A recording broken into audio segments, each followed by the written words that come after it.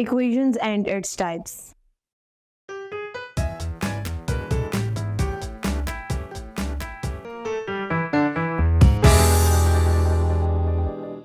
Assalamu alaikum. I welcome you all on the platform of Digital Academic provided by Moonlight International Publishers. Hello, my dear students. I'm your maths teacher. My name is Aisha. Our today's topic is about equations because we are starting our chapter that is a linear equation.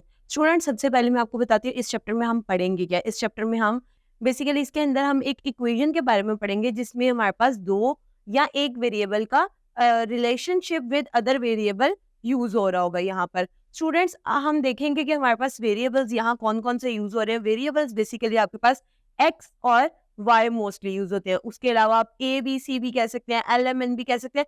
It means every alphabet that has unknown values in maths you can say that it is a variable. So हमने basically इनकी values इस chapter में find out करनी है. सबसे पहले हम बताएंगे कि इक्वेशन क्या होती है.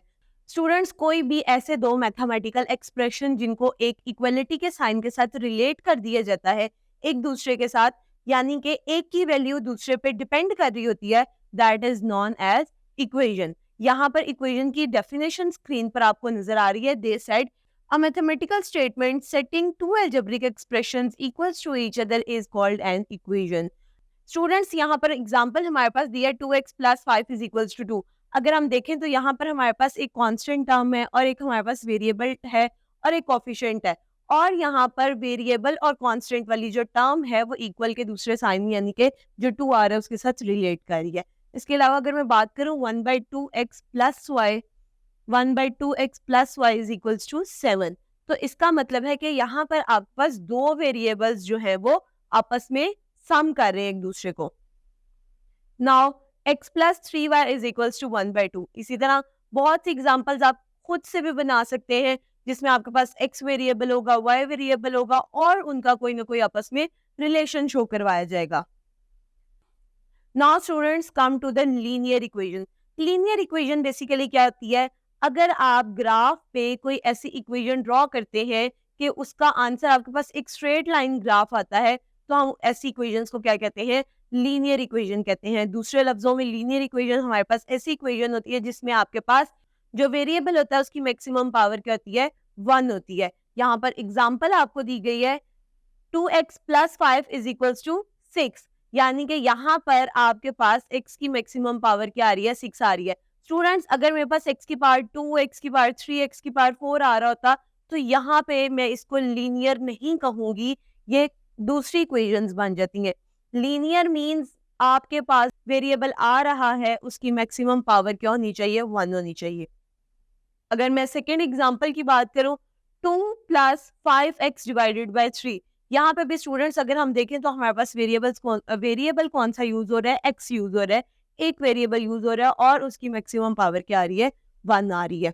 अगर मैं स्टूडेंट्स अगली एग्जांपल अगली टाइप की तरफ चलूं तो their side linear equation in one variable. Linear equation one variable के अकॉर्डिंग क्या होती है?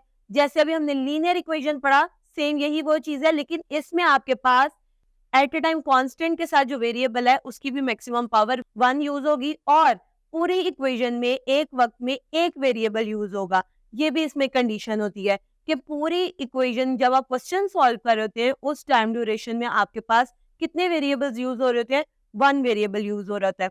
Like ax + b is equals to 0, यानी कि आपके पास एक वेरिएबल यानी कि अलजेब्रिक टर्म होगी हैविंग कोएफिशिएंट और दूसरा आपके पास कांस्टेंट टर्म होगी और उन दोनों का सम या उन दोनों की सब्ट्रैक्शन किसके इक्वल होगी? 0 के इक्वल होगी. यहाँ पे कुछ एग्जांपल्स उन्होंने दिए हैं. 3x - 5 is equals to 2 × x - 8. Students अगर हम देखें तो हमारे पास इक्वल की एक तरफ लीनियर इक्वेशन दी गई है, दूसरी तरफ भी लीनियर इक्वेशन दी गई है और ये दोनों आपको इक्वलिटी के साइन के साथ रिलेट कर दी गई है कि ये दोनों का आंसर ये दोनों आपके पास इक्वल है. इसमें बेसिकली आपने करना क्या होता है? आपने इनको सॉल्व करके जो x की वैल्यू होती है वो फाइंड आउट करनी होती है, यानी कि x की वैल्यू इन दोनों इक्वेशंस में सेम आनी चाहिए. Now students we will discuss solution set of an equation. Students अगर मेरे पास एक से ज्यादा वेरिएबल्स मौजूद हो या एक भी वेरिएबल मौजूद हो तो उस केस में जो मैं क्वेश्चन सॉल्व करके एक्स की वैल्यू निकालूंगी that is the solution set of the equation. यानी कि मेरे पास जो भी सोल्यूशन सेट आएगा अगर मैं उस वैल्यू को अगेन इक्वेशन में पुट करती हूँ तो मेरे पास आंसर जो होते हैं वो दोनों साइड्स के इक्वल आएंगे। इसको फर्दर डिस्कस करने के लिए उन्होंने ये बताया कि डोमेन जो होती है आपके पास जो आंसर होता है वो इक्वेशन के लिए ट्रू होती है, वो सेटिस्फाई कर रही होती है उस इक्वेशन को। Now students come to the identity. Identity basically क्या चीज होती है? आइडेंटिटी आपके पास एक ऐसी वैल्यू है जिसको आप इक्वल के दोनों साइड्स पे पुट करेंगे तो आपके पास ये तमाम वैल्यूज के लिए ट्रू होगी। लाइक अगर मैं 1 इक्वल के एक तरफ पुट कर रही हूँ तो मैं इक्वल के दूसरी तरफ दूसरी इक्वेशन में भी 1 पुट करूंगी तो मेरे पास आंसर सेम आएंगे। अगर मैं 2 पुट कर रही हूँ दूसरी तरफ भी 2 पुट कर रही हूँ तो मेरे पास आंसर सेम आएंगे। यानी कि इक्वल के दोनों तरफ आपके पास वेरिएबल्स वाली टर्म होंगी, अलजेब्रिक एक्सप्रेशंस होंगे, उनमें वेरिएबल्स की जो वैल्यूज है वो सेम आएंगी। अगर मैं बात करूं कंडीशनल इक्वेशन की, कंडीशनल इक्वेशन क्या होती है? इसमें आपको बाउंड कर दिया जाता है कि आपके पास कोई ना कोई वेरिएबल का सिर्फ एक आंसर आना चाहिए और वो आंसर जो है इक्वल के दूसरी तरफ वाले जो स्टेटमेंट है उसको ट्रू प्रूव करेगा। लाइक अगर मैं यहाँ बात करूं 3x - 2 = 4, यहाँ पे मैं अपनी तरफ से x की कोई भी वैल्यू पुट नहीं कर सकती। यहाँ मुझे कोई ना कोई ऐसी वैल्यू पुट करनी है कि जब मैं इस एक्सप्रेशन को सॉल्व करूं तो मेरे पास इक्वल के दूसरी तरफ वाला आंसर क्या है? ट्रू आए। फॉर एग्जाम्पल 3x - 2 = 4, अगर मैं x की जगह यहाँ 1 पुट करूंगी सो 3 1 = 3, अगर मैं उस 3 में से 2 को माइनस करूंगी तो मेरे पास आंसर आएगा 1। 1 is not equal to 4। It means that कि ये मेरे पास इस स्टेटमेंट के लिए ट्रू नहीं है। अगर मैं यहाँ 2 पुट करती हूँ 3 2 = 6, 6 में से अगर मैं 2 माइनस करती हूँ तो मेरे पास आंसर क्या आता है? 4। इट मीन्स दैट कि मेरे पास यहाँ उन्होंने बाउंड कर दिया है, मेरे पास x की वैल्यू क्या होनी चाहिए? 2 होनी चाहिए। अगर x की वैल्यू 2 होगी तभी ये स्टेटमेंट ट्रू होगी, अदरवाइज ये वाली स्टेटमेंट ट्रू नहीं होगी। Now students come to the equivalent equation. Equivalent equations कब आती हैं? कोई भी ऐसी दो डिफरेंट इक्वेशंस के जब मैं उनको सॉल्व करती हूँ तो मेरे पास एट द एंड जो सोल्यूशन सेट आ रहा है, जो x और y की वैल्यू यानी कि जो वेरिएबल्स की वैल्यू आ रही है वो सेम आएंगी तो मेरे पास वो इक्वेशंस कौन सी होंगी? इक्विवेलेंट इक्वेशंस होंगी।